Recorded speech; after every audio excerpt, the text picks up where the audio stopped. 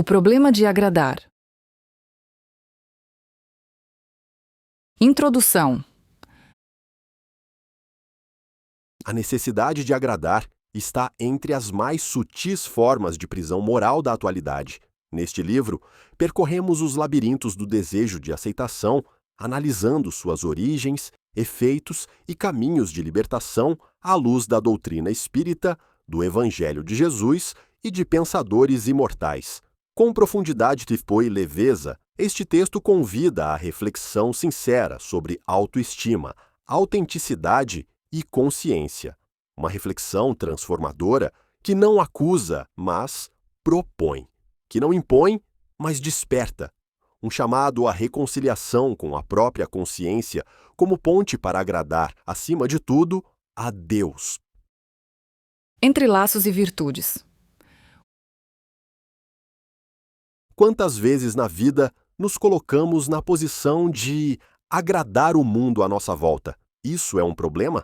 A resposta não é tão simples, pois para responder, precisamos saber os motivos pelos quais buscamos agir assim e quais as consequências para quem agrada e para quem é agradado. Como alerta o livro de Provérbios, o temor dos homens armará laços, mas o que confia no Senhor estará seguro. Provérbios 29, 25.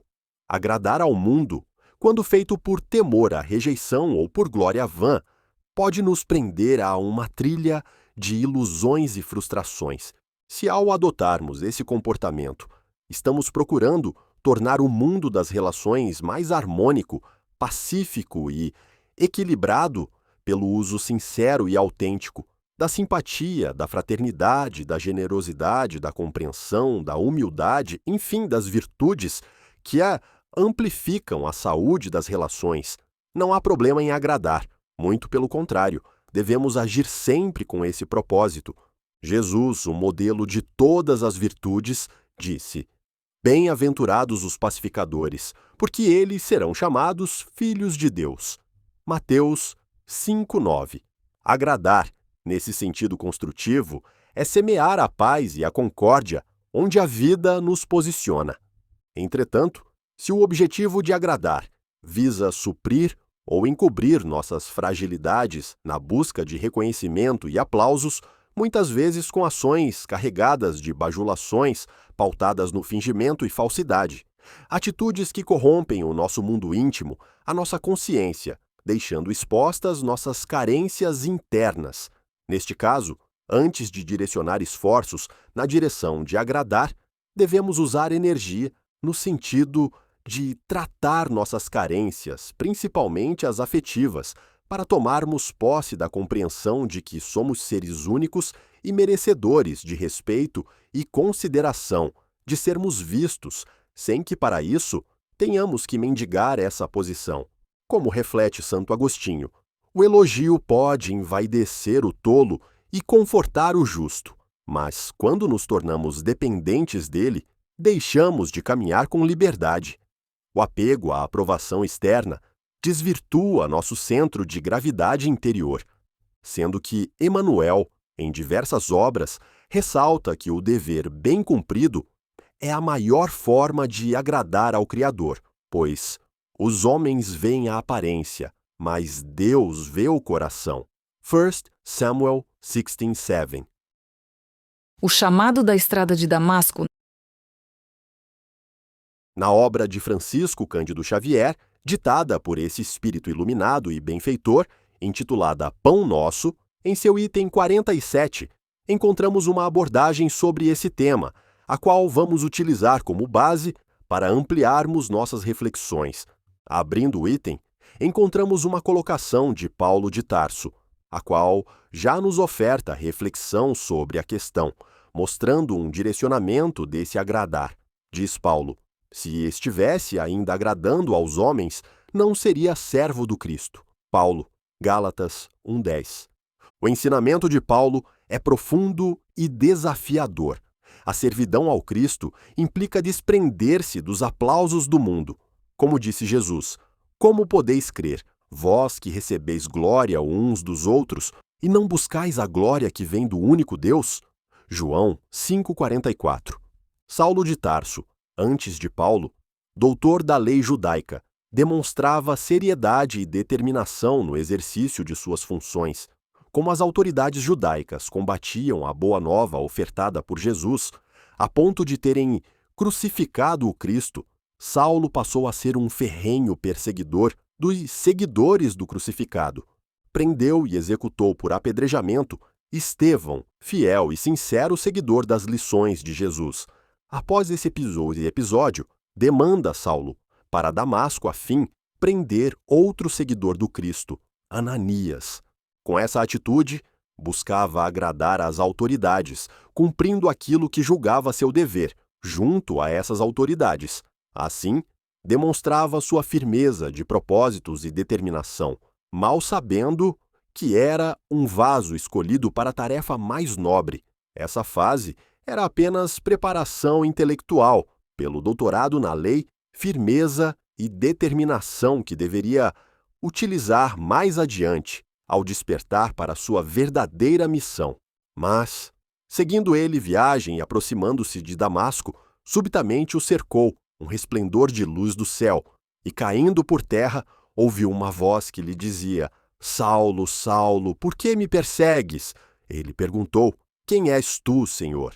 Respondeu o Senhor: Eu sou Jesus, a quem tu persegues, mas levanta-te e entra na cidade, e lá te será dito o que te cumpre fazer. Os homens que viajavam com ele quedaram-se emudecidos, ouvindo, na verdade, a voz, mas não vendo ninguém. Saulo levantou-se da terra e, abrindo os olhos, não via coisa alguma. E, guiando-o pela mão, conduziram-no a Damasco. E esteve 3 dias sem ver, e não comeu nem bebeu. Ora, havia em Damasco certo discípulo chamado Ananias, e disse-lhe o Senhor em visão: Ananias! Respondeu ele: Eis-me aqui, Senhor. Ordenou-lhe o Senhor: Levanta-te, vai à rua chamada à direita, e procura em casa de Judas um homem de Tarso chamado Saulo, pois eis que ele está orando. E viu um homem chamado Ananias entrar e impor-lhe as mãos, para que recuperasse a vista. Respondeu Ananias: Senhor, há muitos ouvi acerca desse homem, quantos males tem feito aos teus santos em Jerusalém. E aqui tem poder dos principais sacerdotes para prender a todos os que invocam o teu nome. Disse-lhe, porém, o Senhor: Vai, porque este é para mim um vaso escolhido, para levar o meu nome perante os gentios, e os reis, e os filhos de Israel. Atos 9:3-15. O momento na estrada de Damasco é símbolo de iluminação espiritual. Todos nós, em algum grau, teremos de enfrentar esse instante em que a verdade se impõe às nossas ilusões. Conhecereis a verdade, e a verdade vos libertará. João 8:32. Assim, deixa de agradar os homens para agradar a Jesus, por conseguinte ao Criador. Passa, dessa forma, a seguir e divulgar a boa nova, enfrentando as intolerâncias, inclusive de sua família, e perseguições. Não esmoreceu e adota o nome de Paulo de Tarso. A experiência de Saulo é um marco de transformação interior. Como explicam os espíritos superiores a Kardec, o arrependimento sincero, mesmo após graves erros, é o primeiro passo para a regeneração moral. O Livro dos Espíritos, questão 990. Não é por acaso que, logo após o encontro com o Cristo, ele passa 3 dias sem ver, sem comer e sem beber. Simbolicamente, representa um período de purificação, semelhante a um renascimento espiritual. Tribos, aparências e escolhas. Quantas vezes nós deixamos de corresponder ao que realmente interessa, especialmente ao Criador, para ficarmos bem com as criaturas? Epicteto, filósofo estoico, advertia: se queres ser livre, não busques agradar aos outros, mas ao teu melhor julgamento. A verdadeira liberdade mora na coerência entre o que se pensa, o que se sente e o que se faz. E muitas vezes na vida, nós utilizamos esse agradar aos homens, esquecendo de algo também importante, na vida de relações, de dizer não. Concordamos com tantas coisas até absurdas para não desagradar. Mas temos que ser honestos. Não é aquele não no intuito de rejeição ou coisas desse gênero, mas é aquele não no sentido de educar, de orientar, de mostrar o que sentimos, que também deve tomar parte na balança das nossas relações. A doutrina espírita reforça essa ideia ao explicar que a verdadeira caridade está também em saber dizer não, quando isso representa um ato de educação e não de rejeição. O Evangelho segundo o Espiritismo, capítulo 13, diz: a verdadeira caridade é sempre benévola e indulgente. Nessa postura de nos preocuparmos em agradar, ficamos só pegando os interesses dos outros e colocando em nossas vidas.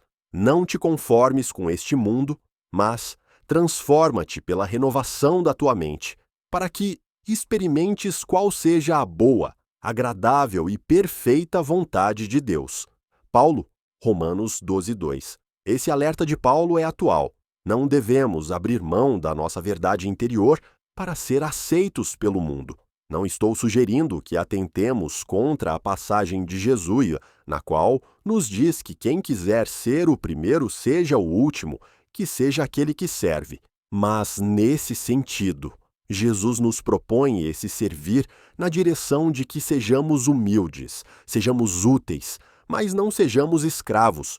Jesus foi o maior servidor, mas nunca submisso.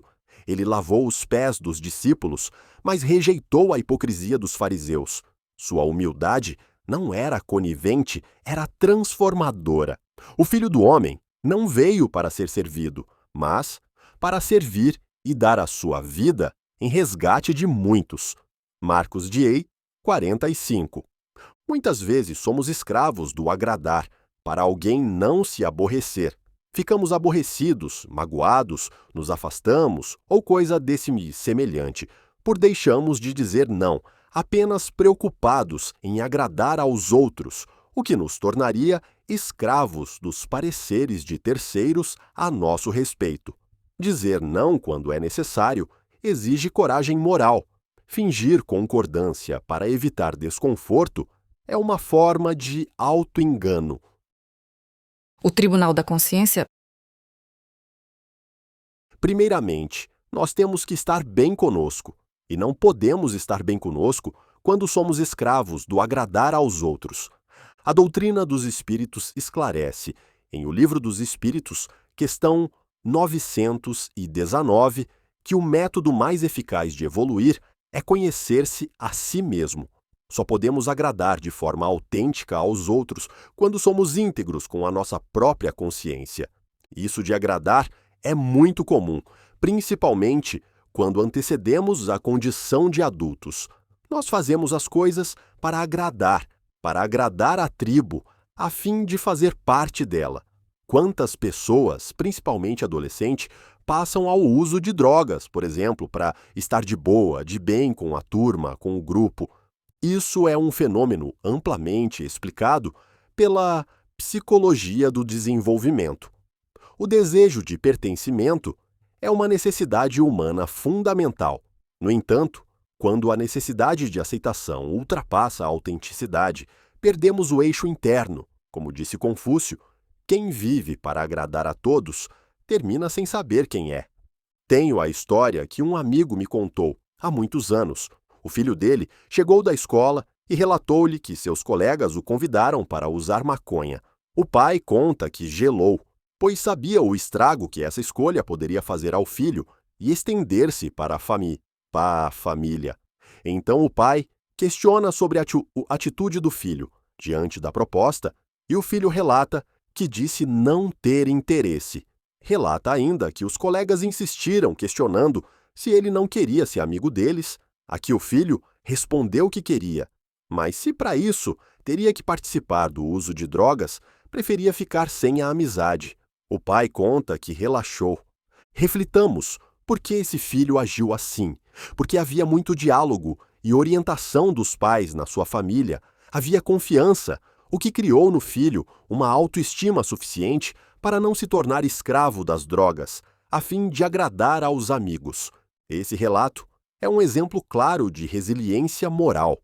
Mostra como a família, quando bem estruturada, pode ser um farol na vida moral dos filhos, como ensinou Allan Kardec.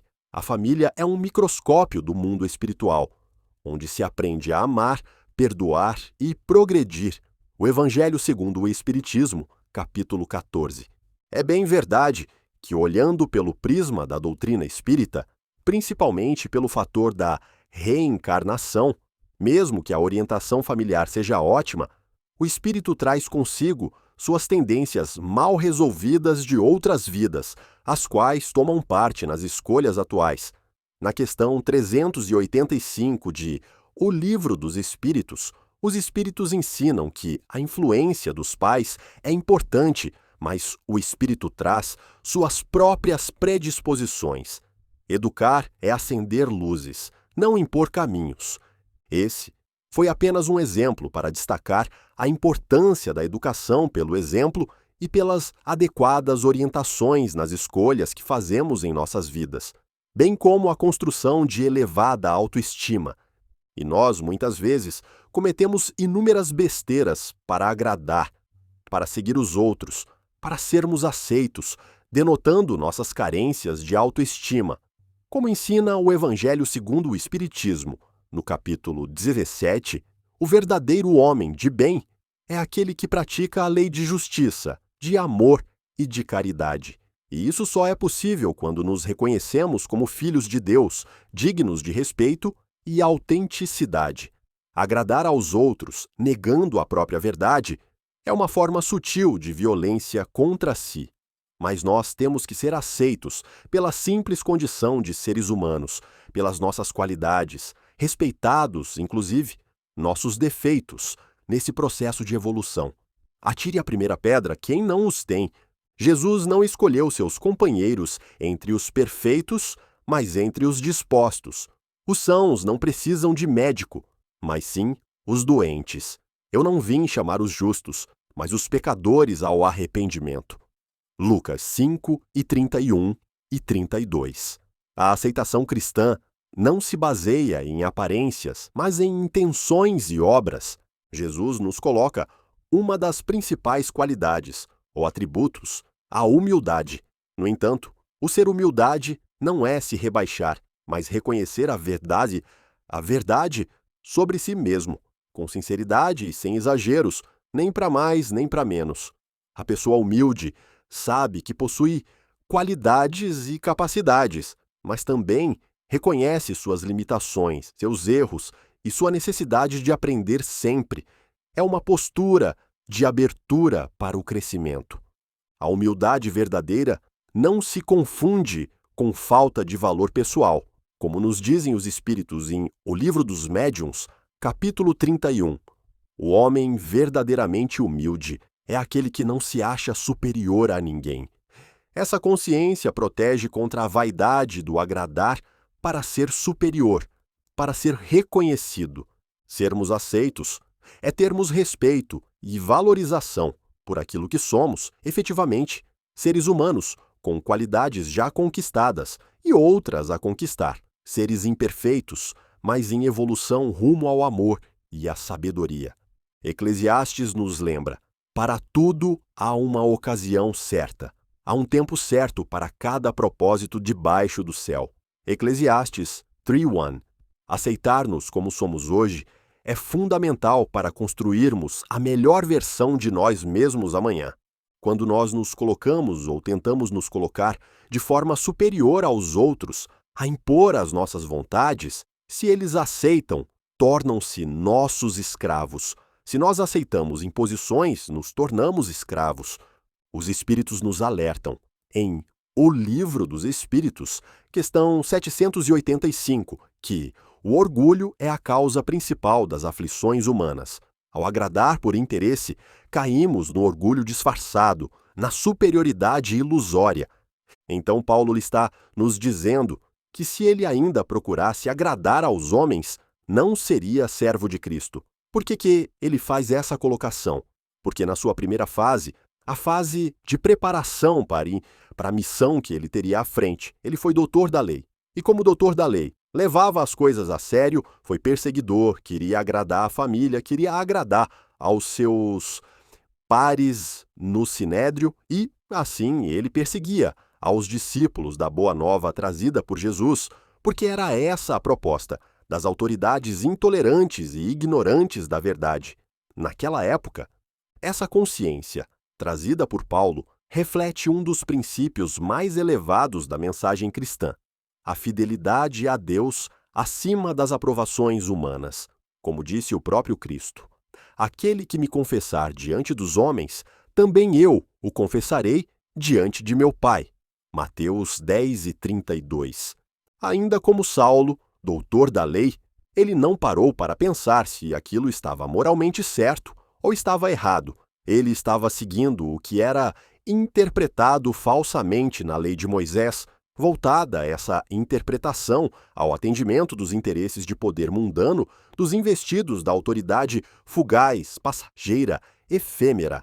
A falsa interpretação das Escrituras foi uma constante alertada pelo próprio Jesus. Em Mateus 23, ele admoesta os fariseus que atam fardos pesados e os colocam sobre os ombros dos outros, mas eles mesmos nem com um dedo os querem mover.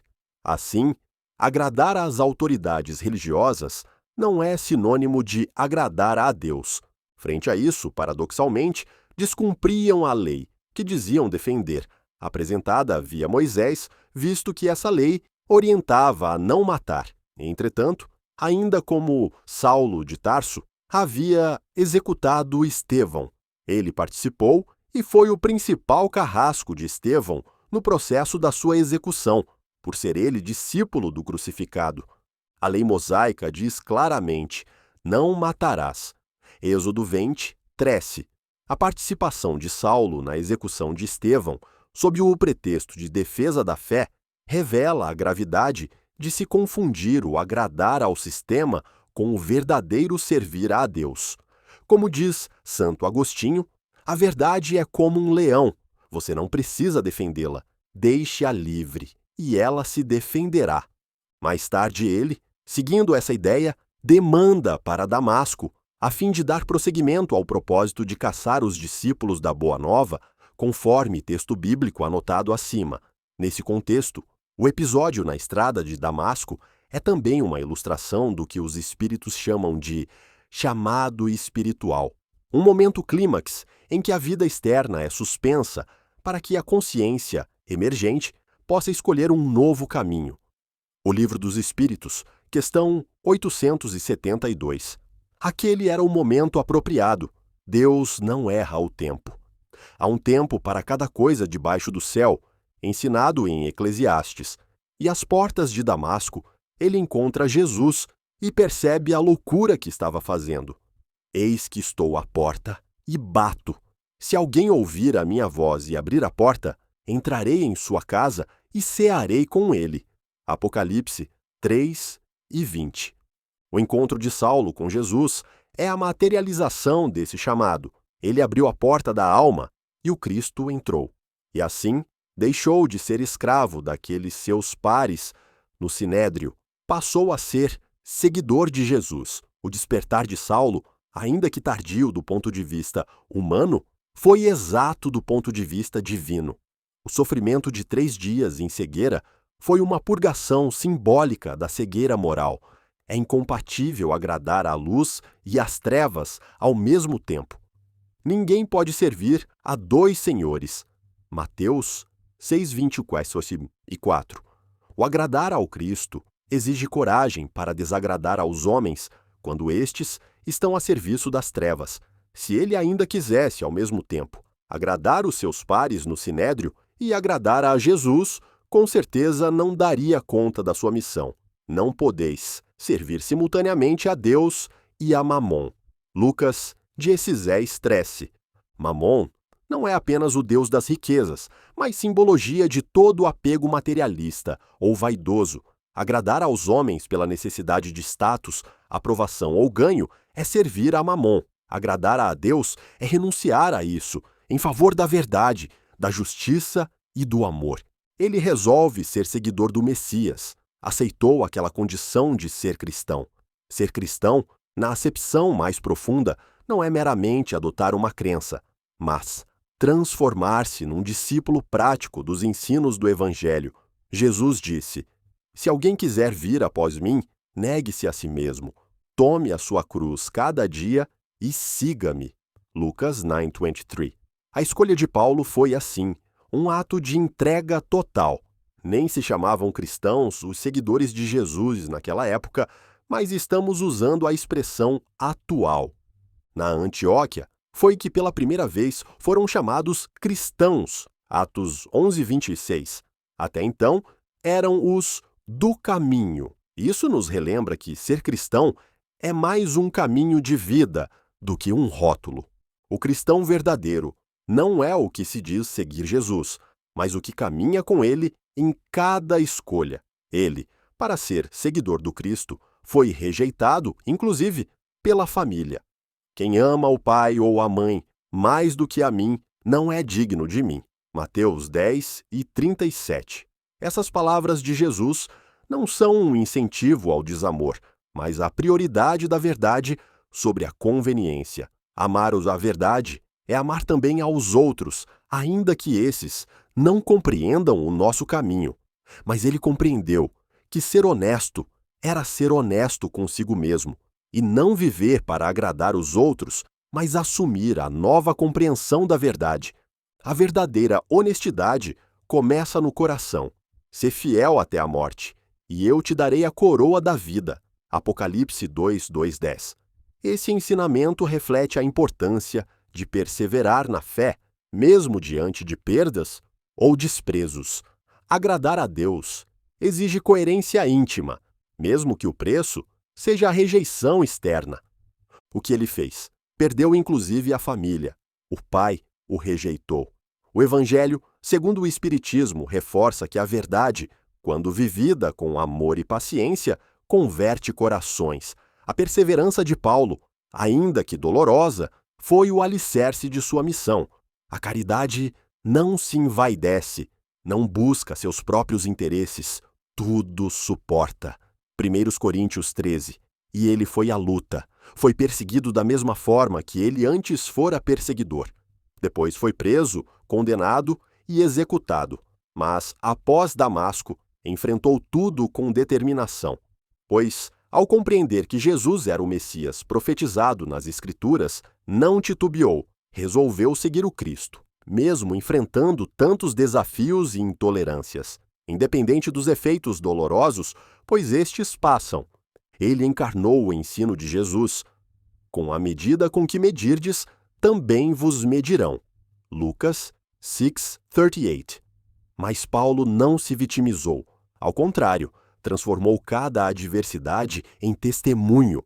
Com isso, deixou uma lição a todo cristão. A maior conquista é a da própria consciência. Diante da intolerância, submissão ou atitude? Infelizmente, temos as intolerâncias e discriminações religiosas até hoje, em nome do Cristo até, mas não pelo Cristo, pois ele não usou desses recursos, frutos da ignorância e ou de interesses não tão nobres. Como nos alerta o Evangelho segundo o Espiritismo, capítulo 15, fora da caridade não há salvação. Essa máxima deixa claro que o verdadeiro seguidor de Jesus não pode ser intolerante e interesseiros das coisas do mundo. O meu mandamento é este, que vos ameis uns aos outros, assim como eu vos amei. João 15:12. A intolerância é um contrassenso no caminho quando ofertada por cristão. Tem pessoas que não frequentam o centro espírita de Campo Largo para não serem mal vistas e ou recriminadas. Frequentam centros espíritas em Curitiba. Por quê? Estão sendo escravos do quê? Da aparência, do agradar aos outros ou não desagradar, pois são carentes da aprovação da tribo a que fazem parte. Aqui entenda-se, tribo, o grupo social a que fazem parte. A verdade vos libertará, disse o Cristo. João 8:32. Se uma crença é abraçada com convicção, não deve ser ocultada por medo de juízo alheio. Como ensina o Livro dos Espíritos, questão 843. O homem é livre para escolher entre o bem e o mal. Então, que o bem escolhido seja também vivido com firmeza. Temos que ser honestos com nossos princípios. Se somos cristãos, somos cristãos. Ponto. Acabou. Onde estivermos, sejamos cristãos. Se somos cristãos espíritas, que sejamos cristãos espíritas onde tivermos. E é isso que Paulo está nos dizendo, e é isso que Emmanuel nos convida à reflexão. Epicteto, o filósofo estoico, disse: primeiro diga a si mesmo o que você será, e então faça o que tem de fazer. A clareza interior é a base para uma vida ética. Não é necessário agredir, mas também não se pode negar a própria identidade em troca de aprovação. Entretanto, muitas vezes, nós escolhemos ser escravos. A verdadeira liberdade, segundo a doutrina espírita, consiste em saber dizer sim à consciência e não às coações do mundo.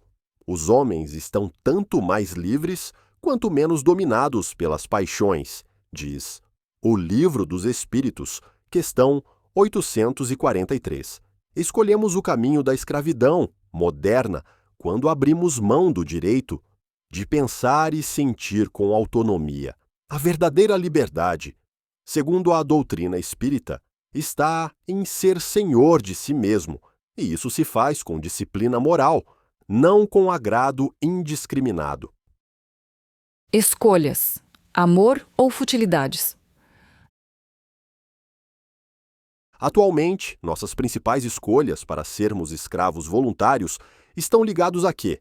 Às redes sociais e à televisão. Somos escravos, escravos da opinião, escravos da estética, escravos da fama. Como alerta Emmanuel em Ceifa de Luz. O mundo é cheio de estradas, mas nenhum caminho é seguro sem o guia interior.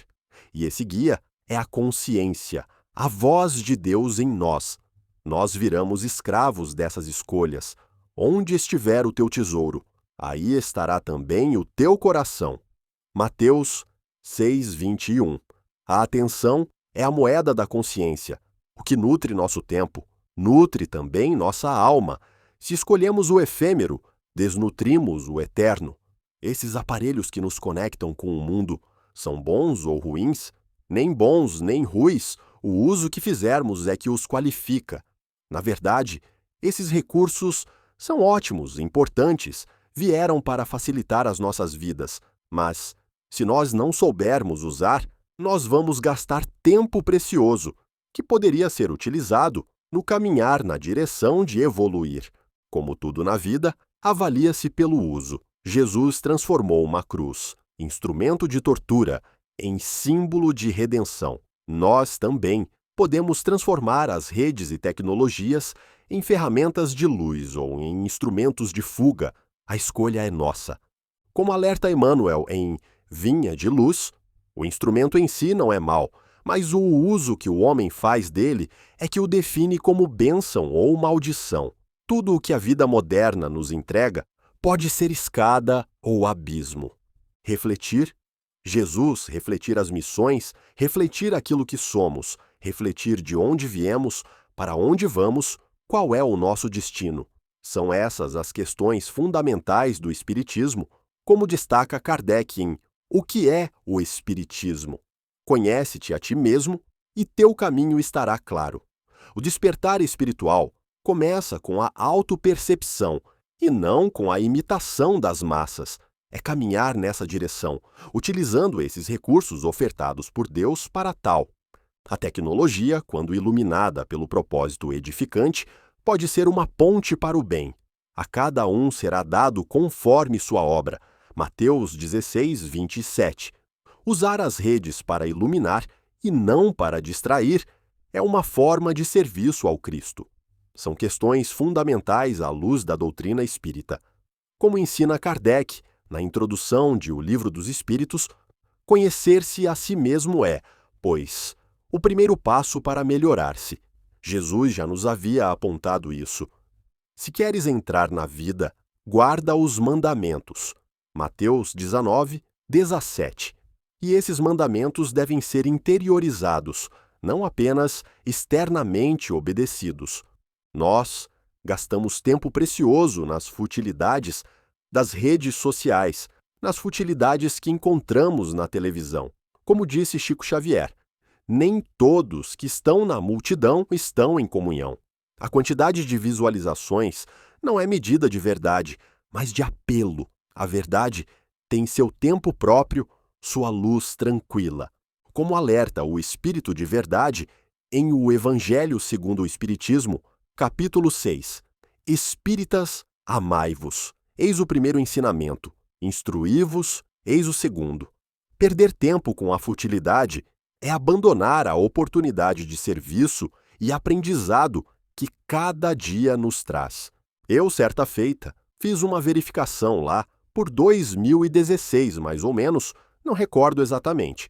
Fui dar uma verificada em alguns estudiosos e divulgadores dos ensinos de Jesus à luz da doutrina espírita, como Divaldo Pereira Franco, Alberto Almeida, José Raul Teixeira, Haroldo Dutra Dias, em seus canais no YouTube. Em média, 200 mil seguidores. Fui ver suas mensagens de amor, suas orientações educativas para o amor, nenhuma chegava a 1 milhão de visualizações. Depois, fui dar uma olhada nos ditos influenciadores digitais, 15 milhões, 18 milhões de seguidores, 20 milhões, 30 milhões de visualizações. Então, fui conhecer o conteúdo que apresentam. É triste, é de chorar. Eu tenho dito que 10%, se tanto, é aproveitável e o restante é lixo. A busca por conteúdos construtivos exige esforço e discernimento. Como disse Jesus, entrai pela porta estreita, porque larga é a porta e espaçoso o caminho que conduz à perdição. Mateus 7,13. O caminho largo da futilidade é sedutor, mas vazio. Isso é uma prova de que o mundo ainda se encanta mais com o brilho fácil do que com a luz profunda. Como disse Jesus, estreita é a porta e apertado o caminho que conduz à vida, e poucos há que a encontrem. Mateus 7, 10, 4. A popularidade não é sinônimo de sabedoria. Como alertava Sócrates, a opinião de muitos não pode ser base para a verdade, e Kardec complementa: maioria não é critério de verdade, mas de convicção coletiva que pode estar equivocada. Jesus, da abundância do coração, fala a boca. Mateus 12, 34. Os conteúdos refletem o íntimo de quem os cria e de quem aceita e dá visibilidade. Quando a mente está vazia de Deus, preenche-se com o fútil, mas a boa nova continua a sementar em silêncio. Emmanuel, na obra Caminho, Verdade e Vida, nos lembra que a mente é como um campo, produz segundo o que nela se semeia. Quem segue a multidão sem filtro, ceifa o lixo que a multidão colhe. Isso nos faz lembrar a advertência do Evangelho de Mateus. O homem bom tira coisas boas do bom tesouro do seu coração, e o homem mau tira coisas más do seu mau tesouro.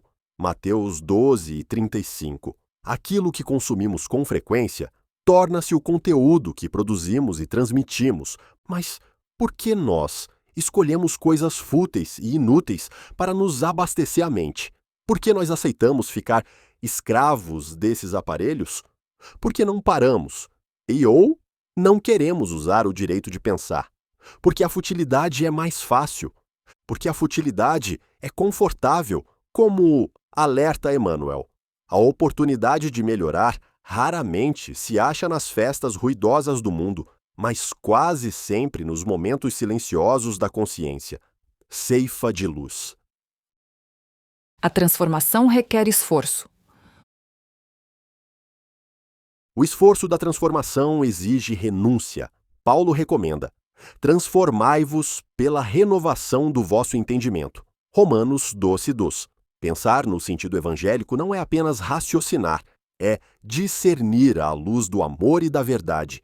No livro O Céu e o Inferno, Kardec analisa espíritos sofredores que, em vida, tiveram tudo o que o mundo oferece, mas nada do que a alma precisa. A vida corporal é transitória, a vida espiritual é eterna. Usarmos a futilidade é mais fácil. Para viver das coisas sérias, refletir Jesus e pegar Jesus como referência, buscar agradar a Jesus e a Deus requer o quê?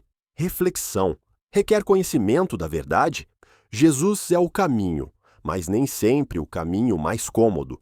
Se alguém quiser vir após mim, negue-se a si mesmo, tome a sua cruz e siga-me.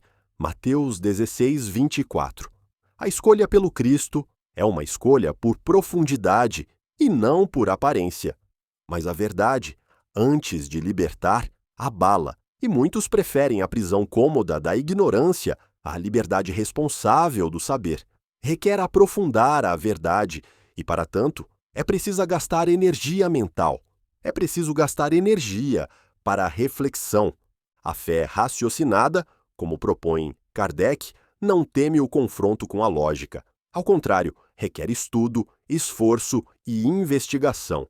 É uma conquista, não um dogma. É preciso empreender esforços para efetuarmos a correção de nosso rumo, para viver os ensinos e crescermos.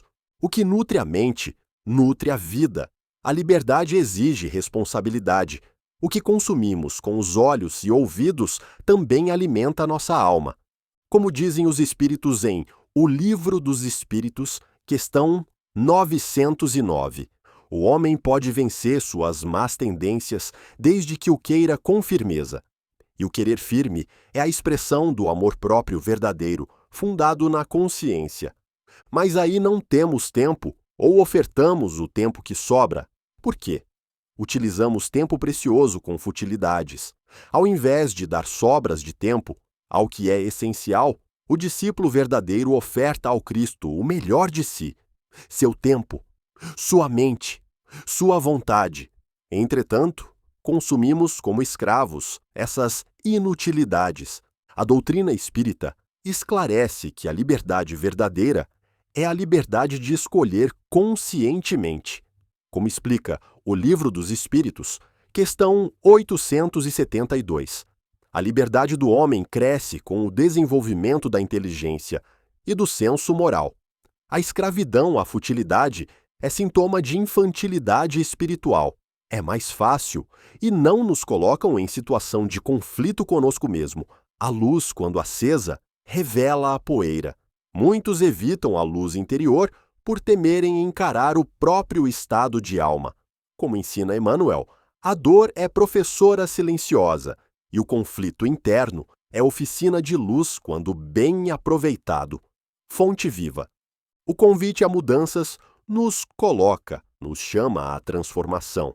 A transformação é sempre desafiadora, mas é a única rota segura para a evolução.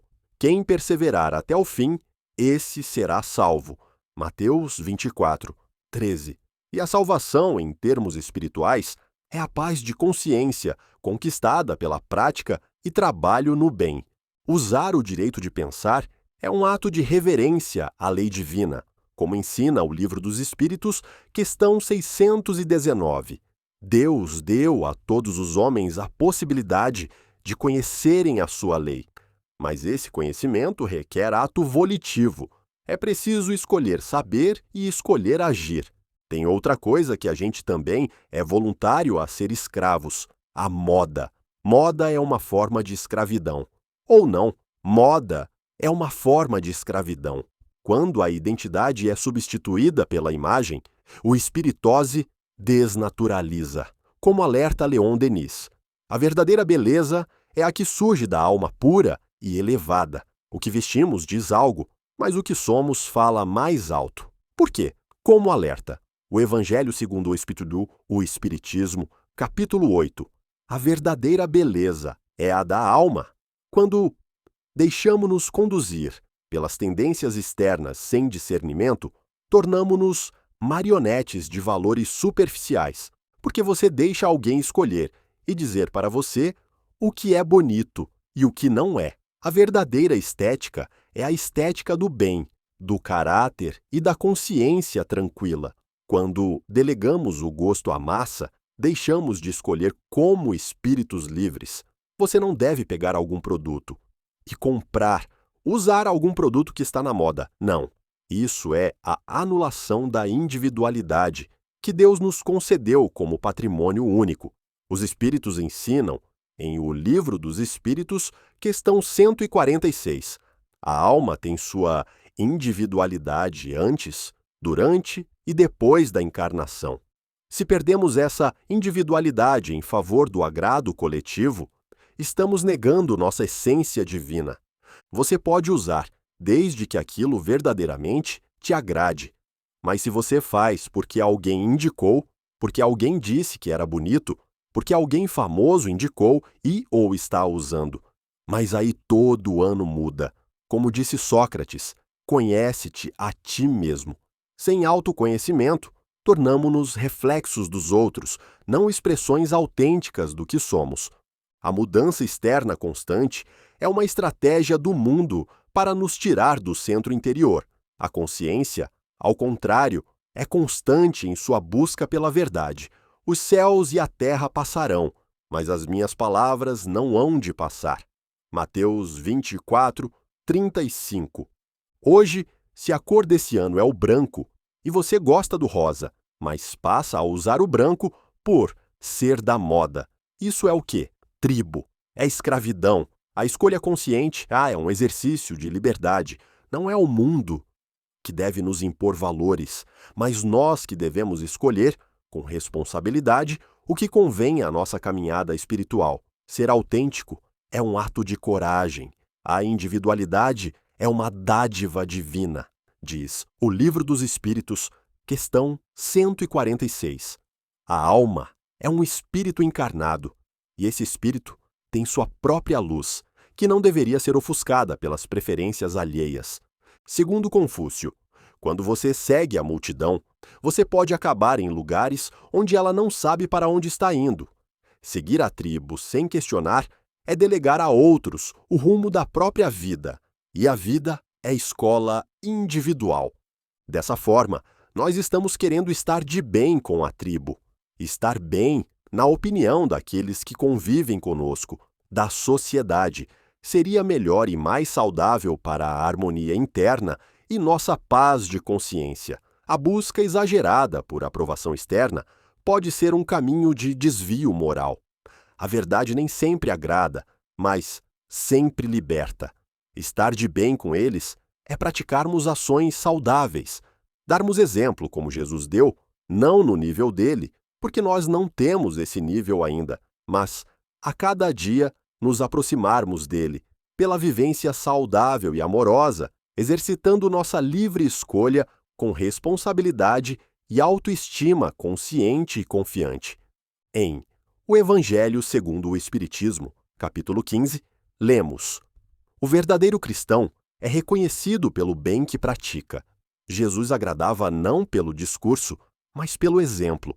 Quem caminha na verdade não precisa temer os julgamentos alheios. Como disse o próprio Cristo, sede perfeitos, como perfeito é o vosso Pai Celestial. Mateus 5, 48. Não se trata de exigir perfeição plena hoje, mas de buscar aperfeiçoamento contínuo. Um dia chegaremos lá, porque ele disse que poderíamos fazer o que ele fazia e até mais. Em verdade vos digo, aquele que crê em mim fará também as obras que eu faço, e as fará maiores do que estas. João 14, 12. A promessa é clara, nosso destino é a ascensão, mas a condição é a fé, a coerência e a entrega. Estar de bem com a tribo, sem estar de bem com a consciência, é uma falsa paz. A minha paz vos dou, não a dou como o mundo a dá. João 14 e 27. A paz verdadeira não depende de aplausos, mas de alinhamento interior com a verdade. As vivências cristãs não são convites simbólicos, mas roteiros de transformação. Conforme Jesus, quem ouve estas minhas palavras e as pratica é semelhante ao homem prudente que edificou sua casa sobre a rocha. Mateus 7:24. Agradar a Deus é edificação segura sobre a rocha. Buscarmos fazer as vivências que nos convida Jesus para a reforma íntima tão necessária. A reforma íntima é um pilar da evolução espiritual, como ensina o Evangelho segundo o Espiritismo, capítulo 17. Reconhece-se O verdadeiro espírita, pela sua transformação moral. Jesus não veio apenas curar corpos, mas transformar almas. Essa reforma é a porta estreita da qual fala o Evangelho. É o trabalho silencioso de transformar a si mesmo. Assim, ensinam os Espíritos em O Livro dos Espíritos, questão 919. Conhecei-vos a vós mesmos. Sem isso, a vivência cristã fica restrita ao discurso. A vivência no amor é fundamental para um mundo de paz, harmonia e amor que tanto sonhamos. A mudança coletiva começa com a transformação individual. A cada um segundo, as suas obras. Mateus 16, 27. Se queremos um mundo melhor, é preciso que sejamos homens e mulheres melhores. Mas quão pouco esforço nós estamos dispostos a empreender para tal. A transformação do mundo começa no íntimo de cada um. O reino de Deus está dentro de vós. Lucas 17, 21. Cada atitude de melhoria íntima é uma semente de luz que irradia em toda a humanidade. A evolução exige esforço, o uso consciente da liberdade de agir. Isso não inclui sermos escravos por opção. Como disse Leon Denis, nada se obtém sem trabalho. O dever ui é o fio condutor do progresso. O agradar a Deus requer disciplina, vontade e fé ativa. Já que somos cristãos, peguemos Jesus como referência, como modelo e guia, conforme sugerem os espíritos superiores a Kardec, em resposta à pergunta 625 de O Livro dos Espíritos. Jesus, sendo o modelo mais puro que a humanidade conhece, é o referencial para todas as escolhas morais. Como disse o Espírito de Verdade, Espíritas, amai-vos. Este o primeiro ensinamento. Instruí-vos, este o segundo. O Evangelho segundo Púrsico. O Espiritismo, capítulo 6. Não há escola mais segura do que a escola do Cristo. Muitas vezes temos vergonha de seguir Jesus ou de afirmar que somos cristãos. Conforme alerta o próprio Cristo, qualquer que se envergonhar de mim e das minhas palavras, também o Filho do Homem se envergonhará dele. Lucas 9:26. A fidelidade aos valores do Evangelho exige coragem e coerência. Essa vergonha, porém, foi antecipada pelo próprio Mestre. A fé autêntica não é ostentação, mas também não pode ser covardia. Você é o quê? Eu sou nada. Eu sou simpatizante. Afirmam alguns. Você é espírita? Não, eu sou só simpatizante. A falta de posicionamento é uma forma de negar a luz. Não se acende uma luz para colocá-la debaixo do alqueire. Mateus 5,15. A luz do Evangelho foi dada para brilhar, não para ser escondida. Por que simpatizante? Porque tem-se vergonha, às vezes, de se posicionar. Isso é ser escravo da opinião alheia. Emmanuel, na obra Vinha de Luz, relembra: se o mestre foi humilhado, não te envergonhes de ser humilde com ele. O posicionamento espiritual é um ato de fidelidade à própria consciência. Dizer-se simpatizante pode ser um ato de cautela, mas também um sinal de fuga. O discípulo verdadeiro assume sua identidade espiritual. Quem é luz deve iluminar. Nós temos que ser firmes na nossa posição, naquilo que entendemos. Firmeza não é arrogância, é clareza.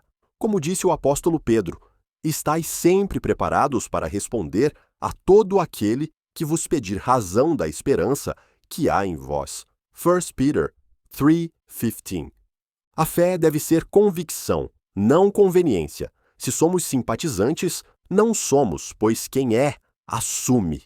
Como disse Mahatma Gandhi, a verdade permanece mesmo que não haja apoio público. A firmeza interior é um ato de justiça para consigo mesmo e para com a vida. É o antídoto contra a necessidade de agradar a todo custo. E é isso que Paulo está nos convidando. Paulo, como apóstolo da liberdade interior, não nos chama ao fanatismo, mas à coerência. Estai, pois, firmes na liberdade com que Cristo nos libertou, e não vos torneis a submeter-vos outra vez ao jugo da servidão. Gálatas 5:1. Não agradar por medo, mas viver com verdade. É isso que Emmanuel nos convida no item em que ele analisa essa passagem de Paulo, no item 47. O problema de agradar, do livro Pão Nosso, psicografia de Francisco Cândido Xavier.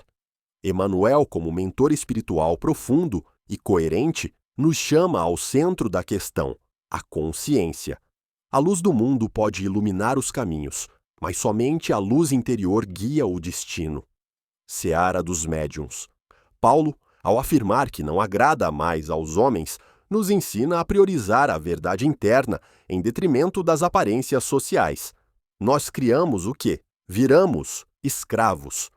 Deixamos de fazer aquilo que verdadeiramente é importante.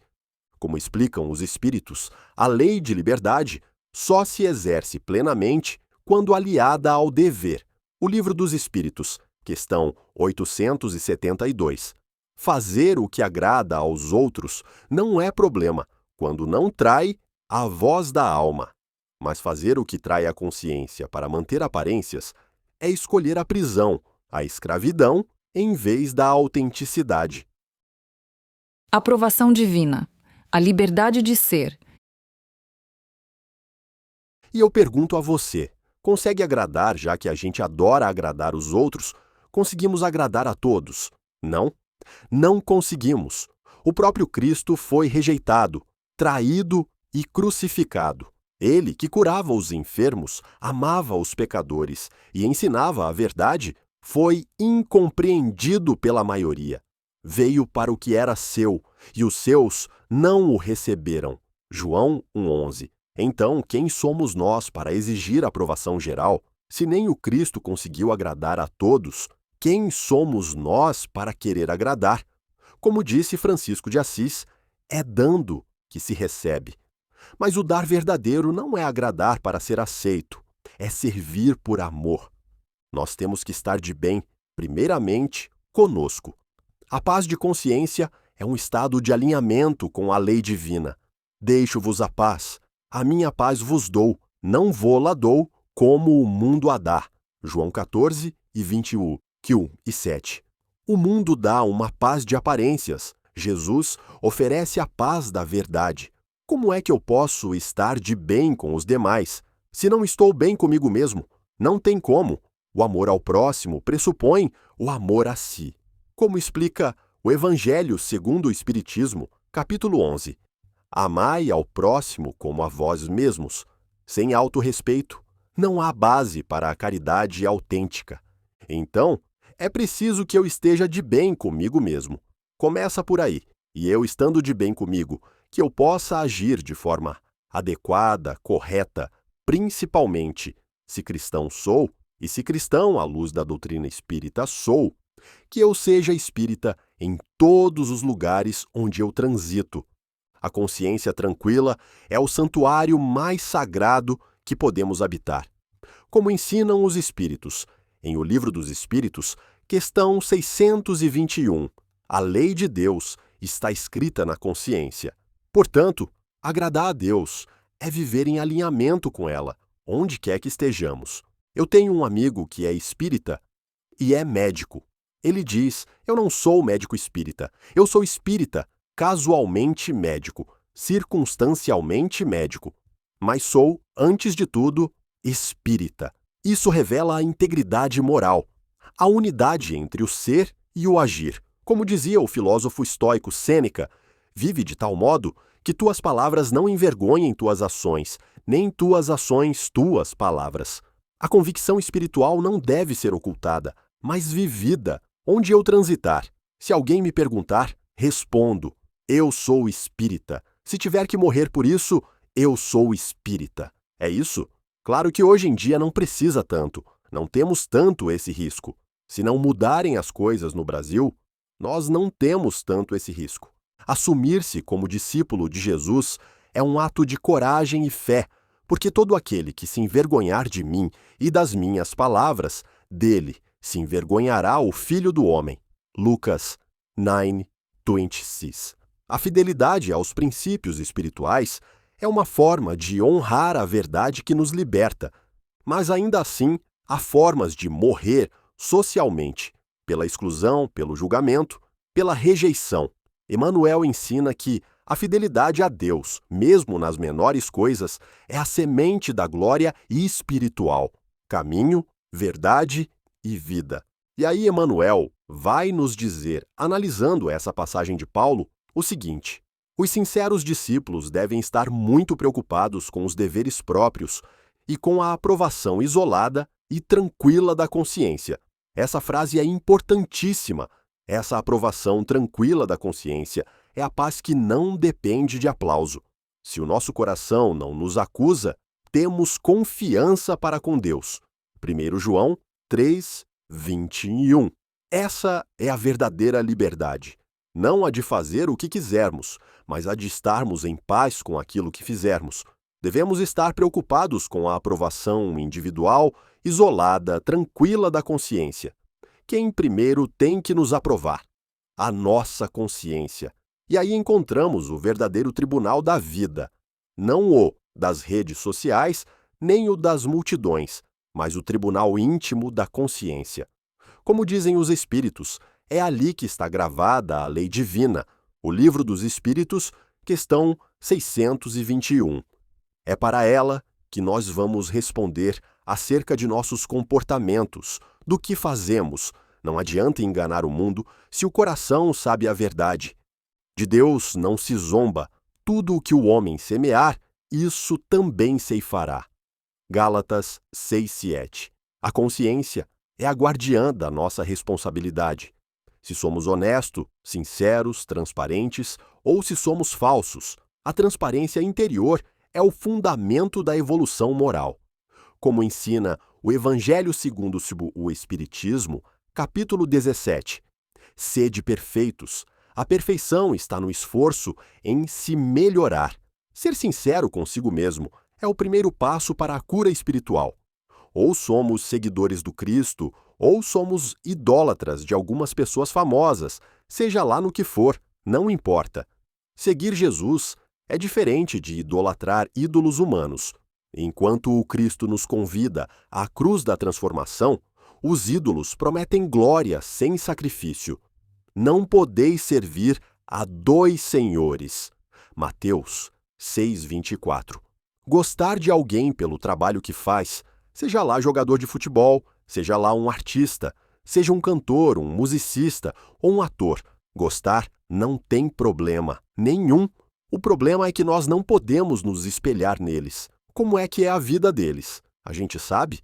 Quantos famosos morreram por conta do uso de drogas? São bons exemplos? Me parece que não. Apreciar uma habilidade não é problema, mas convém discernir entre inspiração e imitação. O cristão verdadeiro segue o exemplo dos que servem ao bem, e não dos que cultuam a própria imagem. Pelos seus frutos os conhecereis. Mateus 7,16. Então, em quem nós podemos nos pautar com segurança e ter a consciência tranquila, é nos pautar nas lições trazidas por Jesus. Ele nos serve de modelo e guia. Seguir Jesus e tomar ele como um modelo. Seguir não é repetição, mas inspiração ativa, como disse o próprio Cristo. Se me amais, guardareis os meus mandamentos. João 14:15. Tomá-lo como guia é trilhar um caminho de coragem moral, humildade e amor ao próximo.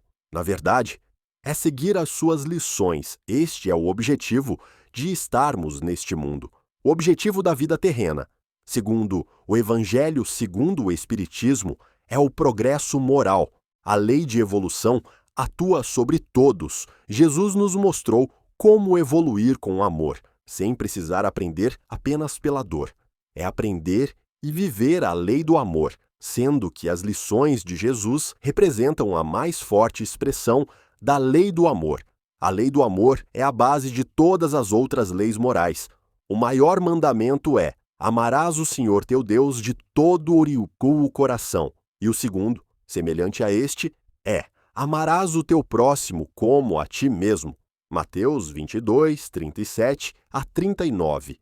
Toda a doutrina de Jesus gira em torno desse eixo. Amar é viver de acordo com a consciência iluminada pelo bem. Portanto, seguir Jesus e sermos fiéis seguidores das suas lições, isso é saudável e edificante. E como disse o Espírito de Verdade, espíritas, amai-vos e instruí-vos. O seguidor fiel de Jesus não precisa de palcos, mas de testemunhos. Sua fé é viva e se expressa em cada escolha justa, em cada gesto de compreensão, em cada renúncia pelo bem. Sermos escravos de pessoas nem tão sábias assim, vamos colocar dessa forma, para não entrar muito em detalhes críticos de pessoas não tão sábias pelas suas atitudes, é até doentio. É não tomarmos as próprias decisões, é sermos tipo Maria vai com as outras. Saímos de dependência psicológica significa pensar por si, escolher com critério, agir com consciência. A verdadeira fé é razoada, não cegamente seguida, como alerta Jesus. Se um cego guiar outro cego, ambos cairão no buraco. Mateus 15,14. Entregar nossa consciência a quem não vive a verdade é desligar-se do critério da razão e da luz. O Espírito de Verdade, em O Evangelho segundo o Espiritismo, capítulo 6, nos diz: os tempos são chegados e que todas as coisas devem ser restabelecidas no seu verdadeiro sentido. Só há sentido na liberdade de agir e na busca pela evolução moral. Não tem problema nenhum gostarmos das pessoas, gostarmos daquilo que elas fazem, mas convém perguntar: aquilo que admiro no outro reflete uma virtude ou apenas um desejo de aprovação? Examinai tudo, retende o que é bom. 1 Thessalonians 5:21. A admiração saudável eleva, a idolatria cega e aprisiona. Assim, é importante que nós façamos aquilo que faça jus à nossa consciência. A consciência é nosso farol.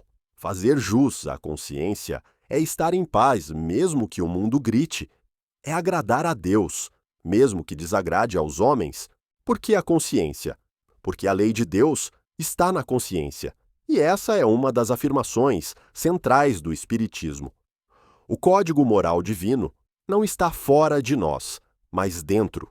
Jesus nos ensina a buscar primeiro o reino de Deus, e esse reino começa na intimidade do coração. E quando nós estamos em paz com a consciência, é porque nós estamos cumprindo a lei de Deus. A paz de consciência é o sinal interior de que estamos em alinhamento com o amor. O meu jugo é suave e o meu fardo é leve. Mateus 11:10. A leveza da alma vem de viver em verdade, e é a lei do amor que nós devemos realmente cumprir. Não tem outra. A lei humana é passageira e mutável. A lei divina é eterna e perfeita. Como ensinam os espíritos, as leis humanas são mutáveis, porque são feitas para circunstâncias e povos. A lei divina é universal. O Livro dos Espíritos, questão 793. Somente ela garante a paz verdadeira. A lei humana a gente tem cumprido, porque está aqui nesse mundo. E devemos cumpri-la, como Jesus também cumpriu. Dai a César o que é de César, e a Deus o que é de Deus. Mateus 22:21. Mas quando a lei humana contraria a consciência cristã, a prioridade deve ser a lei do amor, pois a lei humana é imperfeita, inclusive. O amor não pratica o mal contra o próximo, portanto, o amor é o cumprimento da lei. Romanos 13:10. E como ensina Jesus, nisto todos conhecerão que sois meus discípulos, se tiverdes amor uns aos outros. João 13:35. A lei do amor é a expressão pura da divindade em nós. Como a lei de Deus é perfeita, a lei do amor é perfeita. Então nós temos que buscar seguir aos passos do Cristo, rumando para a perfeição. A melhor forma, além de estudar Jesus, é dar ouvidos à consciência. Esse ensinamento é o coração da doutrina espírita. Sempre que estivermos em dúvida sobre uma decisão, devemos perguntar: isso está de acordo com a lei do amor? A consciência é o altar onde a lei divina nos inspira ao bem. E muitas vezes nós fazemos besteiras. Por quê? Porque não ouvimos a nossa consciência. Como alertam os espíritos superiores.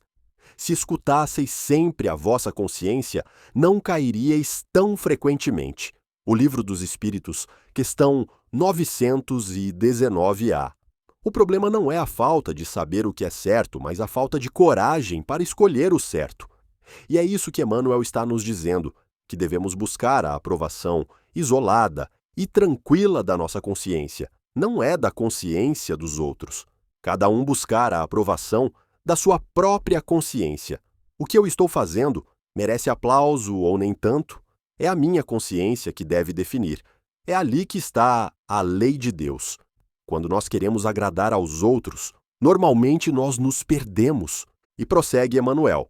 Nos trabalhos que foram chamados a executar, as tarefas que somos chamados a executar, enquanto cristãos, enquanto espíritas, cada dia aprendendo a prescindir das opiniões desarrazoadas do mundo. Ou seja, não precisamos da opinião do mundo. Não é importante se estamos de bem com a consciência, mas, para isso, precisamos nos pautar na consciência, dar ouvidos à consciência. Essa aprovação é o estado de alinhamento interior. Quando estamos em paz com nossa consciência, não há necessidade de justificativas ao mundo. Como ensina o próprio Paulo, o testemunho da nossa consciência é a nossa glória, segundo Coríntios 1:12.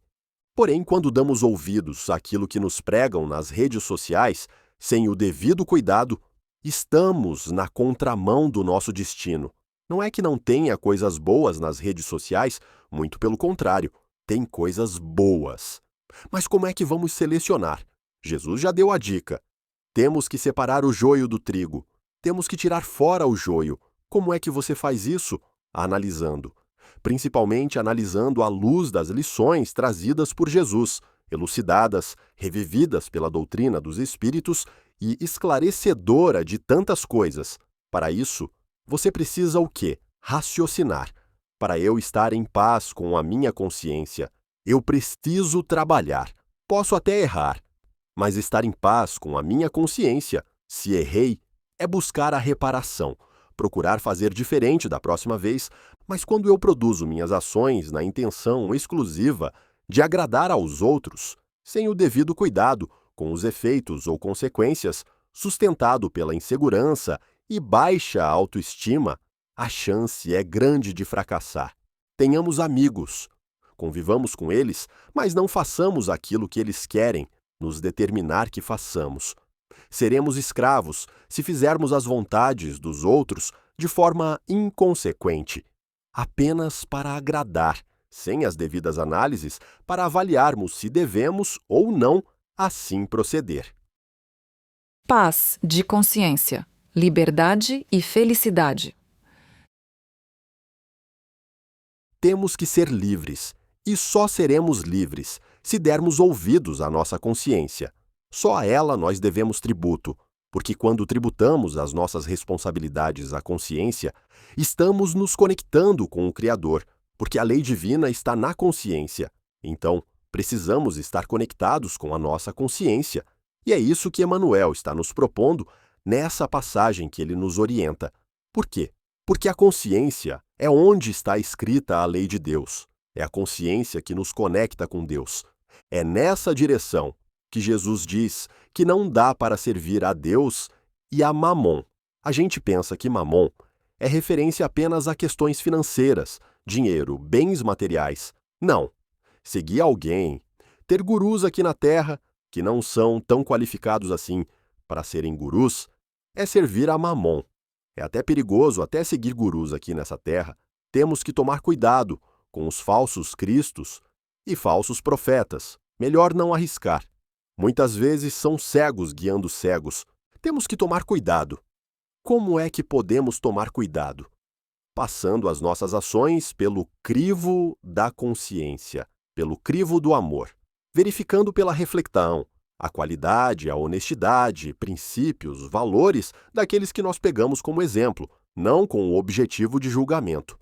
É por isso que eu digo que tem um cidadão que nós podemos pegar sem erro, como exemplo, Jesus. Esse não tem erro. Nós podemos pegar orientações de terceiros, olhar, mas temos que passar pelo crivo da nossa razão e analisar a qualidade à luz da lei divina que está grafada em nossa consciência. Então, temos que manter a consciência desperta. Entretanto, para fazer besteira, muitas vezes o que a gente faz? Dá o anestésico das desculpas, das justificativas vãs na consciência e faz a besteira. Peguemos uma metáfora. Quando nós vamos fazer uma cirurgia, recebemos antes a anestesia. Depois do procedimento cirúrgico, quando passa o efeito da anestesia, normalmente acontece o quê? Muita dor. Não sei se vocês já fizeram cirurgia. Muita dor. Pois é, quando anestesiamos a consciência para fazer besteira e passa o efeito simbólico da anestesia, dói. São os nossos infernos. Inferno é o estado de consciência, pós-ações equivocadas, atentatórias à lei do amor.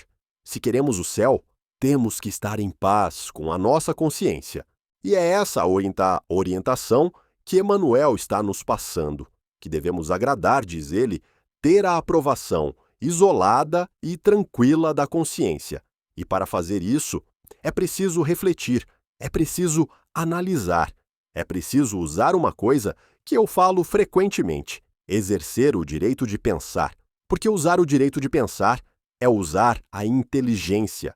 É um atributo divino que nós, aos poucos, vamos desenvolvendo. E à medida que desenvolvemos a inteligência, nós vamos pensar com mais qualidade na direção de fazer a coisa certa. Mas precisamos abastecer a inteligência, principalmente com os ensinos de Jesus, para despertar a lei que está na consciência. Uma proposta do pastor Charles Monroe Sheldon. Em meus passos, como agiria Jesus? Pergunta que devemos nos formular antes de qualquer decisão em nossas vidas.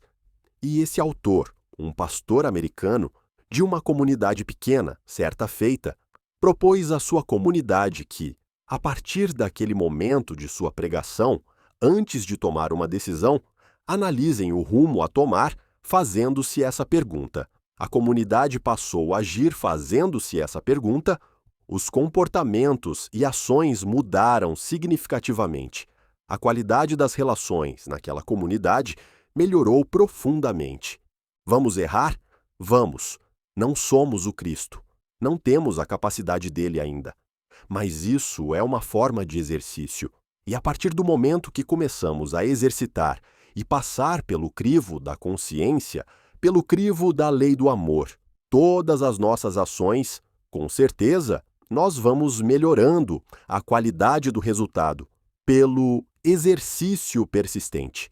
Vamos trazendo paz para a nossa consciência. E paz para a nossa consciência é um dos principais atributos para a felicidade que sonhamos, pois não existe felicidade sem paz de consciência. Pergunta 622 de O Livro dos Espíritos. Kardec vai tratar de felicidade no primeiro capítulo da quarta parte de O Livro dos Espíritos e um dos itens, quando ele formula a pergunta 922, é paz de consciência. Faz parte dos itens internos, ligados ao progresso moral. Só para ampliar um pouquinho a resposta da pergunta, ele pergunta se tem algo que seja comum a todos. Estou interpretando para a felicidade. E os espíritos respondem em dois aspectos. No aspecto material, a posse do necessário. O necessário de cada um varia, de cada um, de pessoa para pessoa, de acordo com as suas potencialidades, de acordo com os seus objetivos nessa jornada terrena. Agora, no aspecto moral, que é o outro aspecto: fé no futuro e paz de consciência. Só isso? Só? É fácil ser feliz, não? Fácil? Fé no futuro e paz de consciência. Por quê?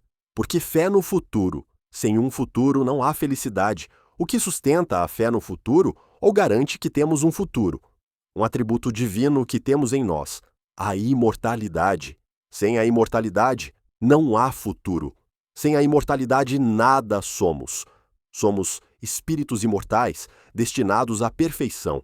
Agora, com essa fé no futuro, nós temos que agir de forma tal a trazer para nós a paz de consciência. Quem é o nosso tribunal? Quem é o nosso juiz? Onde está o tribunal do Espírito? É Deus que pune e castiga? Não, não precisa. É a consciência. E esse é o inferno, ou o céu, de acordo com aquilo que fazemos em nossa jornada, é o a cada um segundo suas obras. Por isso que Emmanuel está nos dizendo que devemos buscar a aprovação isolada e tranquila da consciência, não a aprovação do mundo. E ele vai dizer ainda que, muitas vezes no mundo, nós buscamos agradar as pessoas.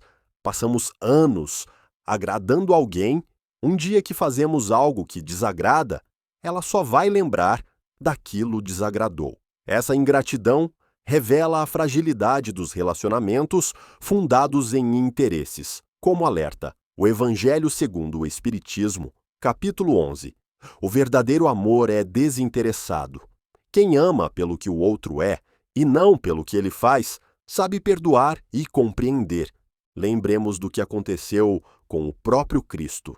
Alguns daqueles que foram cuidados por ele, tratados por ele, curados por ele, orientados por ele, estavam lá gritando: "Solta Barrabás". Isso mostra que o agrado incondicional aos outros não é garantia de reconhecimento nem de gratidão. Veio para o que era seu e os seus não o receberam. João 1,11. Jesus, o maior exemplo de amor, foi rejeitado por aqueles que beneficiou. Então, não nos preocupemos em agradar aos outros. Claro, temos que nos preocupar em agir bem com todos, no entanto, não para agradar. A ação no bem deve ser um ato de consciência, não uma estratégia de aceitação. Como ensina Paulo, não busco agradar aos homens, mas a Deus. Gálatas 1:10. A verdadeira caridade não depende de aplausos, mas para isso, importa que passemos antes pelo crivo da consciência para verificar se não feriremos a lei maior, a qual está grafada na consciência. Se não corromperemos a nossa consciência, se não seremos escravos do agradar. Esse agradar servil corrompe a luz interior. Como ensina o Livro dos Espíritos, questão 909. Sim, o homem pode vencer suas más tendências, desde que o queira com firmeza. E entre as más tendências está a de se anular para ser aceito. Para agradar a consciência, necessário é que nossas decisões sejam pautadas nas virtudes, nos valores éticos e morais, nos valores que compõem o amor, conforme ensinos de Jesus, agrade ou não, não importa a interpretação dos outros, muitas vezes contaminada por interesses não tão nobres, mas particularistas e egoístas, como ensina o Evangelho segundo o Espiritismo, capítulo 17. A virtude, no mais elevado grau, é o conjunto de todas as qualidades essenciais que constituem o homem de bem. A vontade de agradar ao próximo deve ser subordinada à prática da justiça, da misericórdia e da verdade. Não julgueis segundo a aparência, mas julgai segundo a reta justiça. João 7:24. Em reta conduta é aquele que se mantém fiel à lei de Deus, mesmo que os outros não compreendam ou critiquem.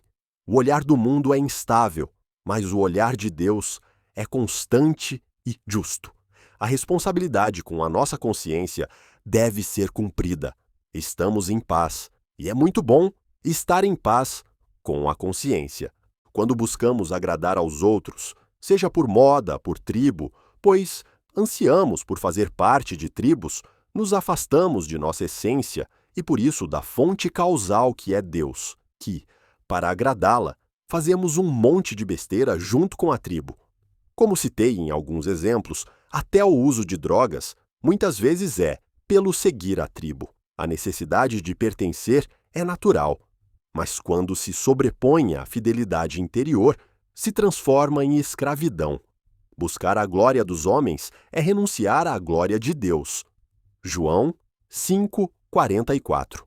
A maior tribo a qual devemos pertencer é a da verdade e do amor. O Livro dos Espíritos, na questão 872, traz claramente que o homem tem livre-arbítrio para escolher, mas a escolha consciente só ocorre quando a consciência é o norte. A influência externa nunca deve ser superior à luz interior. Como disse Paulo, em nada fui culpado, mas também não me justifico a mim mesmo. Quem me julga é o Senhor. 1 Coríntios 4:4. A consciência é o templo em que Deus nos fala. Agradá-la é agradar a Deus. E quem pode abastecer a nossa consciência daquilo que convém e do que não convém é Jesus. Ele é o caminho, a verdade e a vida. João 14:6. Ninguém nutre a consciência com tanta clareza, doçura e firmeza como o Cristo. Suas lições não passam, não envelhecem, não se corrompem. Pegando aí um gancho de Paulo de Tarso, tudo me é lícito, mas nem tudo me convém. Essa frase de Paulo, 1 Coríntios 6:12, é um farol moral. A liberdade cristã não é licença para tudo, mas responsabilidade para escolher o que constrói, o que eleva, o que nos aproxima de Deus. Como é que eu analiso o que convém e o que não convém? A análise é feita à luz da consciência, iluminada pelo amor. Como ensinam os Espíritos em O Livro dos Espíritos, questão 919, o melhor caminho é o autoconhecimento. Perguntar a si mesmo: se eu visse outro fazer isso, eu aprovaria? Traria isso paz à minha consciência? Refletindo, usando-as a inteligência, o direito de pensar, para as escolhas apropriadas. Como diz Emmanuel, a inteligência é o olho da alma, o consolador. Mas a inteligência sem moral é como lâmpada sem luz. A verdadeira luz vem da consciência educada pelo Evangelho, para abastecer a nossa inteligência, porque não basta a inteligência. A soma do progresso intelectual e moral é a meta do espírito. Dois elementos concorrem para o progresso: a inteligência e a moralidade. O Livro dos Espíritos, questão 780. Usar a inteligência sem amor é como guiar uma espada no escuro. Se não refletirmos na direção daquilo que é o bem, o que não é bem, daquilo que nos trará paz de consciência, e nos afastando, nos perdemos. Examinai-vos a vós mesmos. 2 Coríntios 13:5. Refletir é escolher conscientemente entre o caminho do amor e o caminho do orgulho. A cada escolha, uma semente é lançada, ou do céu ou do inferno. Se o olho for bom, todo o teu corpo terá luz. Mateus 6:22. Escolher o que traz paz é escolher o que é de Deus. A paz de consciência é o sinal interior de que caminhamos com o Evangelho.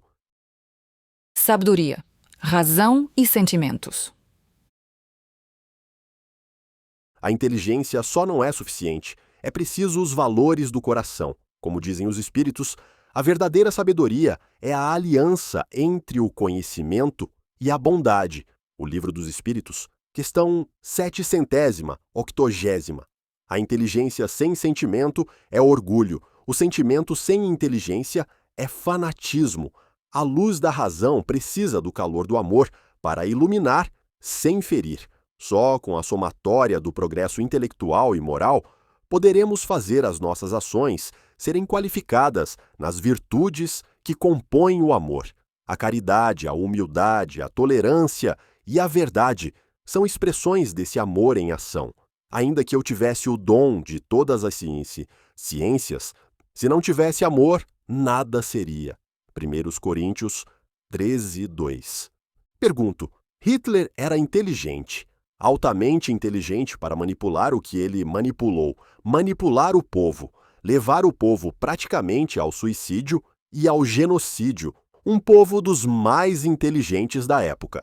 Esse é um exemplo clássico de como a inteligência sem moral é destrutiva, como ensina o Evangelho segundo o Espiritismo, capítulo 11.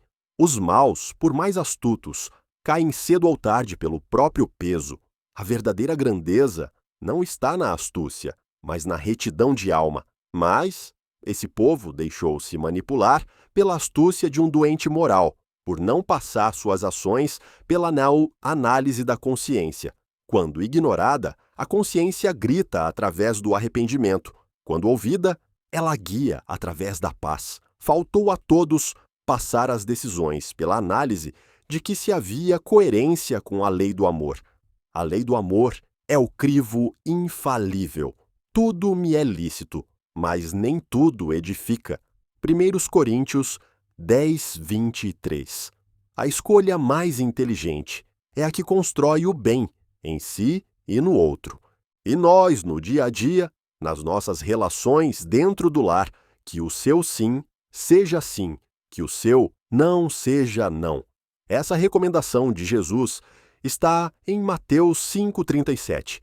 Seja, porém, o vosso falar, sim, sim, não, não, porque o que passa disto vem do mal. A integridade verbal é uma expressão da retidão moral. A palavra deve refletir a consciência, pois nós temos que estar de consciência tranquila pelas nossas escolhas. A consciência tranquila é o principal indicador de progresso. Como ensina Kardec em O Livro dos Espíritos, questão 922, a felicidade futura depende da paz da consciência. Quem escolhe de acordo com o amor, escolhe com segurança. Para isso, levarmos em conta os valores éticos e morais. Aí não tem perigo, não tem risco. O que seja feito em verdade e amor permanece. Efésios 4,15. Os valores evangélicos são bússola segura em tempos de dúvida. Não há risco em escolher o que é justo, mesmo que seja difícil. É usarmos os recursos que Deus nos deu, os recursos da inteligência, os recursos do amor. A centelha divina que está em nós é equilibrar razão e sentimentos. Como ensina o Livro dos Espíritos, questão 115.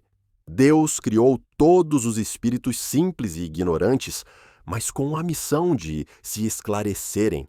A razão e o sentimento são as duas asas que nos elevam. Precisamos usar os talentos que Deus nos deu. Como na parábola dos talentos, Mateus 25, aquele que enterra o que recebeu é repreendido. A vida nos convida a fazer frutificar o que nos foi confiado. A inteligência, o tempo, o discernimento, a bondade, todos são talentos a serem multiplicados para bem.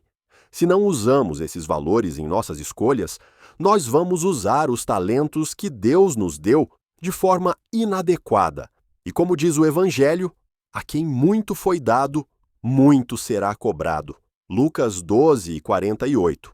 Os talentos são dons, mas também são provas. Se os utilizamos para aglutinar vanglória ou aprovação fácil, desviamo-nos do caminho de Jesus. E lembramos lá da parábola dos talentos? A parábola ensina que não basta ter capacidade, é preciso colocá-la a serviço do reino de Deus.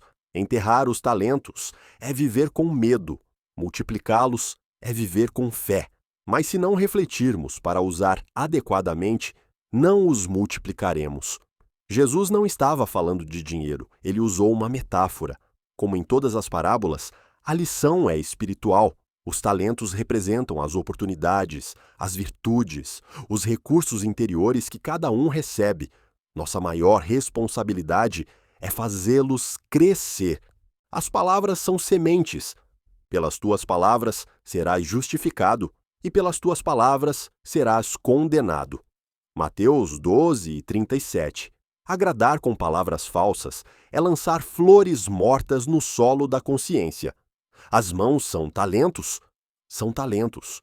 Podemos usar para afagar, para abraçar, para socorrer. Todo gesto é uma oração em movimento. Usar o corpo para o bem é tornar-se instrumento vivo de Deus. Como ensina a doutrina espírita, o corpo é o instrumento da evolução do espírito. Ou podemos usar as mãos para agredir. A escolha entre construir e destruir está sempre em nossas mãos, literalmente. Quem define isso? Muitas vezes, isso é definido pela tribo. Você vê coisas absurdas, principalmente nas tribos chamadas torcidas organizadas. As pessoas vão para brigar com os torcedores do outro time. Que coisa absurda! Cadê o esporte nisso? Na verdade, somos grosseiros e violentos ainda, resquícios da primitividade, da animalidade, longe da condição de humanidade que deveria nos ser inerente. Mas o verdadeiro discípulo do Cristo não age pelo julgamento dos outros, mas pela orientação da consciência. Quem quiser vir após mim, tome a sua cruz e siga-me. Mateus 16, 24. São agressões sem raciocinar, sem usar o mínimo de valores morais. E os valores são exclusivos de alguns? Não. Estão disponíveis a todos. Com as redes sociais bem utilizadas, nós podemos consultar estes valores. Nós podemos consultar tudo na internet. Agora, claro, tem que selecionar e separar o joio do trigo, o que é bom, o que não é, porque tem coisa boa, mas tem muito lixo lá. E muitas vezes nós seguimos o lixo, conforme já tratamos acima. E a ausência do raciocínio moral é o sintoma da infância espiritual. Como ensinam os espíritos, só há pecado quando há conhecimento do que se faz. Então, o antídoto para a violência é a educação do sentimento, assim como para curarmos todas as nossas doenças, em especial as da alma. Como perdemos tempo precioso para o nosso progresso, para satisfazer a nossa consciência. Porque quando satisfazemos a nossa consciência, estamos satisfazendo ao Criador, porque ali é que nós entramos em contato com Ele. A multidão, diz Emmanuel, não saberá dispensar carinho e admiração, senão aqueles que lhe satisfazem as exigências e caprichos. Nos conflitos que lhe assinaram a marcha, o aprendiz fiel de Jesus será um trabalhador diferente, que, em seus impulsos instintivos, ela, a multidão, não saberá compreender. Ou seja, nossas atividades para a prática do bem, a multidão não saberá entender. É isso que ele está nos dizendo. E vai ficar, às vezes, desagradada conosco. E aí reside a maior conquista: viver em paz com a própria consciência, a paz que excede todo entendimento. Filipenses 4:7. Essa é a única aprovação que importa. Assim, é preferível que agrademos a Deus, ao Cristo, principalmente que, independentemente do esforço, não vamos agradar a todos, e nem interessa. Como ensina o Espírito de verdade, os bens verdadeiros são os do céu. Agradar aos homens passa, agradar à consciência é perene. Não é agredir, não é perseguir, não é estar contra. É simplesmente respeitar a opinião, a posição, o direito de cada um, mas sob o crivo da consciência. Não é buscar agradar para recebermos alimento às nossas carências afetivas. Se eu tenho que agradar alguém, tenho que agradar Jesus. E à medida das minhas ações qualificadas no bem e no amor, eu vou agradando aqueles que reconhecem os valores. Quem não reconhece valor, eu não vou conseguir agradar nunca. O maior ser que teve por aqui foi crucificado. Não agradou, mas ele foi firme na sua posição. Um dos maiores filósofos da história da humanidade, da antiguidade, Sócrates, também não agradou. Trouxe lições, Sócrates, pensamentos que são geniais até hoje. Foi tão importante a passagem de Sócrates por este nosso mundo, com as suas lições e as de seu discípulo Platão, a ponto de Kardec os colocar como precursores do cristianismo na introdução de O Evangelho segundo o Espiritismo. A intolerância dos poderosos da época executou Sócrates, pois este desagradou aos que se consideravam senhores donos do mundo, com sua sabedoria. No capítulo 6 da mesma obra, o Cristo, agora na figura do Espírito de verdade, vai dizer: venho, como outrora, entre os filhos desgarrados de Israel, colher o bem esparso pela humanidade em feixes. Esse bem estava onde? Semeado por aqueles que vieram à frente de seu tempo, como Sócrates, Platão e tantos outros. Se Kardec tivesse dado ouvidos às perseguições, às injúrias que ele sofreu, não teria codificado a doutrina dos espíritos. E ele sabia que seria perseguido porque a espiritualidade avisou: caso ele aceitasse a missão, está lá, em Obras Póstumas, no capítulo Minha Missão. Se aceitares a missão, serás perseguido, injuriado e viverás mesmo, avisa o Espírito de verdade. Olha que proposta para um missionário divino. E ele encerra a conversa com a espiritualidade, dizendo: aceito tudo, Espírito verdade, sem restrição e pensamento em contrário. Depois de encerrar a conversa com o Espírito de verdade, ele faz uma prece, voltando-se para Deus, colocando-se à disposição, humildemente, reconhecendo as suas fraquezas e pedindo a Deus que lhe dê forças física e morais. Aceitou a missão, independente das pedradas das quais sabia que seria vítima. E ele vai dizer, em uma mensagem que deixa, escrita 10 anos depois, que tudo o que o Espírito de verdade disse, ele passou. O que o Espírito de verdade não disse fora sobre as bênçãos que ele colheria por cumprir a missão. Paz de consciência, consciência tranquila pela missão cumprida. Assim, se somos cristãos, sejamos cristãos onde estivermos. Se somos cristãos espíritas, ou espíritas cristãos, que sejamos espíritas onde estivermos. E se alguém não gostar que eu frequente no centro espírita, o problema é desse alguém.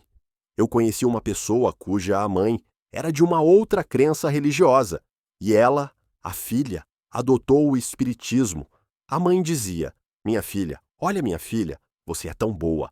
A única coisa errada na sua vida é essa doutrina espírita. A filha não se preocupa, continua sendo espírita. Mas foi a pessoa que mais acolheu a mãe quando ela precisou.